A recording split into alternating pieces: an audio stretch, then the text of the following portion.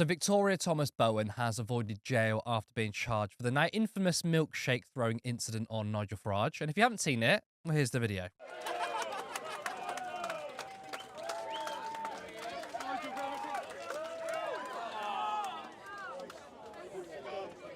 Now, Victoria was given a suspended sentence, and to the surprise of no one, the right-wing snowflakes are in utter meltdown. Right-wing commentator Emily Hewitson said this on Twitter. So let me get this right. Making threats equals jail time. Carrying out threats equals no jail time. So let me explain a huge difference here. Inciting violence, which then becomes an actual crime, i.e. egging on people to riot and set fire to hotels with children inside, should absolutely get you jail time. Throwing a milkshake on someone shouldn't. I mean, should we put someone in jail every time a drink is thrown in a bar? Come on. Now, Kizim Konstantin was really mad, and he wrote a full-blown essay. This is two-tier justice. She should be in prison for many months. Assaults on politicians are completely unacceptable and have to be stamped out with harsh prison sentences. The fact that it happened during an election campaign is an aggregating factor. I don't care who the politician is or what party they come from, this can't happen. Fascinating, though, is it not, that judges are very clear that rioters have to be given harsh sentences to deter others, while this woman will do no prison time whatsoever. Why wouldn't others do the same thing, or worse, if they know they get loads of attention and no punishment whatsoever? And finally, imagine if a working-class white bloke threw a milkshake over Sadiq Khan or Diane Abbott. Do you think he would get a suspended sentence, or would he have a never-ending media circle jerk about the rise of the far right and lock him away for years? It's starting to feel like they're not even pretending to be fair anymore. So this is a classic case of making things up in your own head and then getting angry about it. First of all, this dweeb is literally calling for someone to be in prison for months. For months for throwing a milkshake. Yet these people say they're the ones that support freedom and freedom of speech, which they don't and they never have. Then he makes up a little story and says, oh, well, if it was a white person that threw it over a brown or black person, they'd be in jail for years. Again, this is a hypothetical that he's just made up in his own head. Now, let's just say this happened. If there was a clear racial aggravation, then that would be a racist crime. Then, of course, that's going to carry more weight. But if none is found, then it wouldn't be an issue. I mean, he should probably do some more research on how people of colour are consistently failed by the state and policing. Oh, but no, it's actually white people who are the most oppressed group in the country. Never let the right fool you into thinking they like freedom. They're authoritarian nutjobs. He then goes on to say how rioters went to prison to deter others, and why isn't Victoria also facing jail time? I suppose if we want to deter people being recruited to the criminal underworld of milkshake throwers.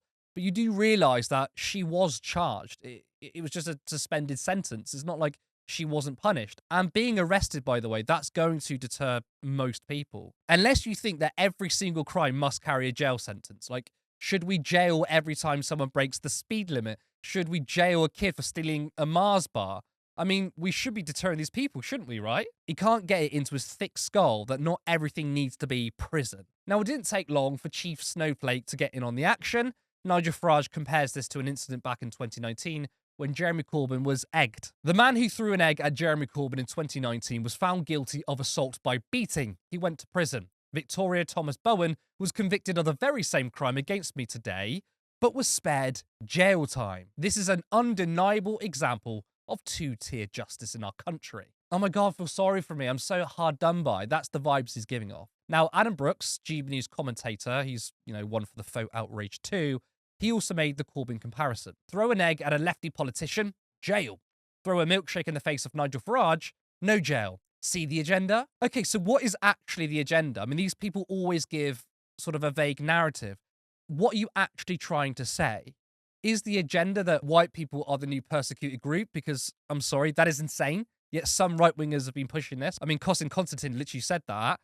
If you show me data that white people are disproportionately disadvantaged in so many areas of life, then you could at least point to that data and then back up your claim, which they don't. But it's still very much the case that minorities are in a disadvantaged position. Now, is this agenda that the system is completely biased against the right, and if you're on the left, oh, it's easy going? Because that is also an extremely absurd claim. Look at the treatment of Jeremy Corbyn, inside and outside the Labour Party. The establishment threw everything at him, and he was an actual left-winger, not a centre-right corporatist liberal, in which the right wing still makes them out that they're hard left commies. No, he was actually left-wing. And guess what? The media and the establishment certainly didn't like him. Let's think about the Green Party. I mean, they're barely platformed in the media, especially the BBC, yet Nigel Farage can thank his entire career to the BBC. And some might say, well, Reform have more seats. Reform have 5 seats and the Greens have 4, so they should get far more airtime. But remember, there was a time when Reform didn't have any seats, or Nigel Farage, up until very recently, was never a member of parliament. Look how many times UKIP, Reform, or Farage are platformed or spoken about. What about the fact that we've had more right-wing governments than anything else? Most governments have either been really right-wing or centrist. I mean, the last really left-wing government we had, at least by today's standards, was in 1945 with Clement Attlee. I mean, you're going to tell me our institutions have a left-wing bias when the last left-wing government we had was like 75 years ago. What about globally? What's the popular ideology? It's fascism. It's been the most prominent out of everything else. What about the fact that we literally live under global capitalism, famously an economic system that the left supports? What about the media, which is owned by a handful of billionaires? And who are the group that want to see the end of billionaires by taxing them out of existence? It's the left. So these people are actually insane. So what about this two-tier justice? Bowen avoids jail, yet the man who egged Corbyn got 28 days. So, well, it must be two-tier. Well, Corbyn wasn't simply egged, he was actually punched in the head. I mean, he literally threw his fist at Corbyn's face. We have a video of it. So as you can see, that was an actual assault, and you can see he goes right for his head. Way different to having a drink thrown over you. Now, egging is a political tradition, actually. I think it's quite funny.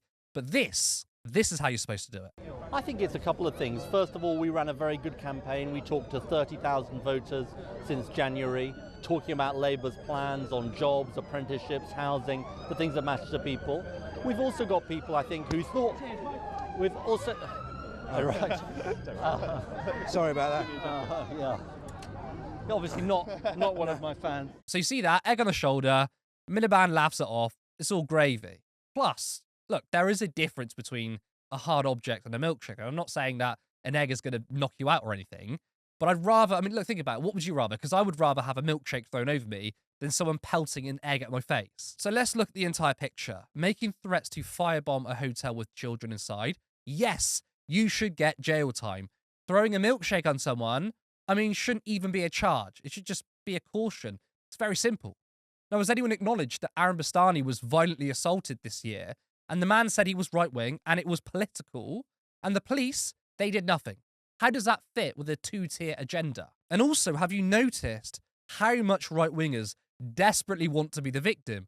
All they do is whine and cry. Oh my God, a milkshake. Oh my God, anti-white racism.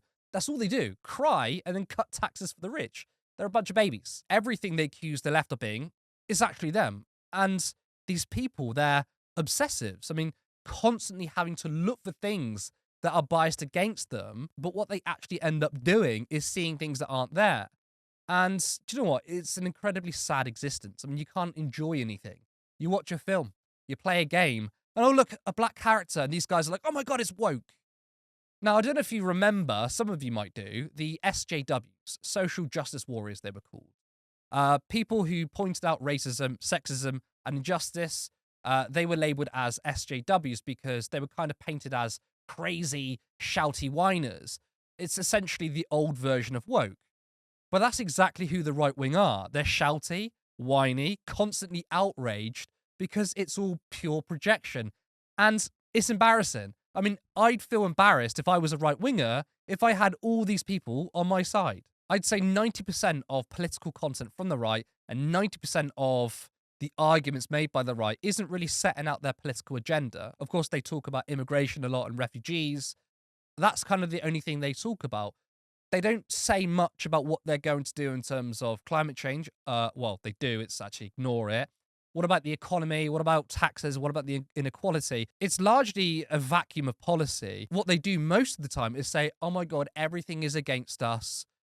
We're so hard done by. And that's it. And I just see it as the politics. I mean, you talk about the left being the politics of envy. I'd say this is the politics of envy. So it's just pathetic stuff. And it's more fake outrage just to garner clicks, views, and sympathy for the right. And don't fall for it because it's just all a load of rubbish.